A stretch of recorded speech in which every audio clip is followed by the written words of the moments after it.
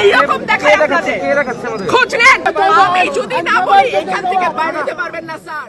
কিন্তু অত্যন্ত দুঃখজনকভাবে এটা আসলে বলতে হয়, ডেইলি স্টার থেকে শুরু করে বিভিন্ন মিডিয়া আমরা যেটা দেখলাম যে যারা এই আইনের বিষয় এই বিষয়গুলোতে যাদের অভিজ্ঞতা রয়েছে। রাজনীতির মাঠে একই দৃশ্য। জুলাই বিপ্লবের মাধ্যমে যে নতুন বাংলাদেশের স্বপ্ন ছাত্র জনতা দেখেছিল, সেখানে একজন প্রার্থীর এমন ঔদ্ধত্য কি মেনে নেওয়া যায়? সরাইলে নির্বাহী ম্যাজিস্ট্রেটকে বৃদ্ধাঙ্গুলি দেখানো এবং হুমকি দেওয়ার ঘটনায় এবার ফেটে পড়লেন বৈষম্য বিরোধী ছাত্র আন্দোলনের অন্যতম সমন্বয়ক এবং এনসিপি নেতা সার্জিস আলম। স্পষ্ট ভাষায় তিনি জানিয়ে দিলেন, আইন সবার জন্য সমান।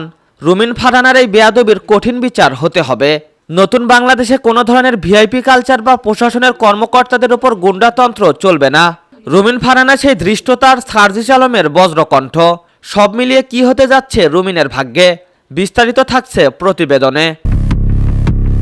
দর্শক, ঘটনাটি গত শনিবারের।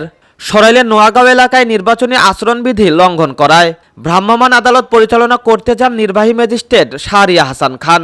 বিধিভঙ্গের দায়ে যখন জরিমানা করা হয়, তখন স্বতন্ত্র প্রার্থী ব্যারিস্টার রুমিন ফারহানা রণমূর্তি ধারণ করেন।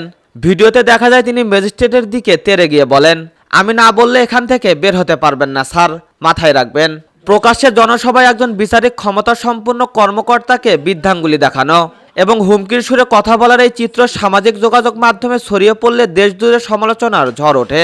মানুষ প্রশ্ন তুলছে, একজন আইন প্রণেতা হতে চাওয়া মানুষের ভাষা কি এমন হওয়া উচিত? এই ন্যাক্কারজনক ঘটনার খবর পৌঁছানোর পর চুপ থাকতে পারেনি জুলাই বিপ্লবের অন্যতম কারিগর ও এনসিপি নেতা সার্জিস আলম। তিনি এক সংবাদ সম্মেলনে বা সোশ্যাল মিডিয়ার বার্তায় রুমিন ফারহানার আচরণের তীব্র নিন্দা জানিয়ে বলেন, জুলাই বিপ্লবের রক্ত এখনো শুকায়নি। আমরা কোনো ফেসিবাদীকে হটিয়ে নতুন কোনো ফেসিবাদ কায়েম হতে দেব না। একজন ম্যাজিস্ট্রেটকে যে প্রার্থী এভাবে অপমান করতে পারেন, তিনি নির্বাচিত হলে সাধারণ মানুষের সাথে কি করবেন তা ভাবতেও ভয় লাগে। সার্জিস আলম আরও বলেন, রুমিন ফারহানা একজন ব্যারিস্টার হতে পারেন, কিন্তু তিনি আইনের ঊর্ধ্বে নন। আমরা সরকারের কাছে দাবি জানাই, 24 ঘন্টার মধ্যে রুমিন ফারহানাকে আইনি প্রক্রিয়ার জবাবদিহিতার আওতায় আনতে হবে। প্রয়োজনে তাকে নির্বাচনে অযোগ্য ঘোষণা করতে হবে। সার্জিসের এই কড়া অবস্থান মাঠ পর্যায়ে কর্মকর্তাদের মনে সাহসের সঞ্চয় করেছে। শুধু সার্জিস আলম নয়, এনসিপির পক্ষ থেকেও এই ঘটনার তীব্র প্রতিবাদ জানানো হয়েছে।